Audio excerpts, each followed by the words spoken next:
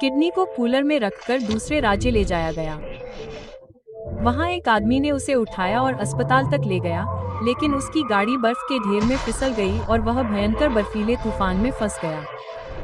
Kidney को transplant होने में बस कुछ ही घंटे बचे थे, इसलिए उसने 911 पर कॉल किया और एक अधिकारी ने फावड़े से उसे खोदना शुरू कर दिया। आखिरकार एक टो ट्रक ने उसे किनारे से खींच लिया और उसकी गाड़ी पूरी तरह से खाली थी। वह किडनी देने के लिए दौड़ा और समय पर पहुंच गया, जिससे मरीज की जान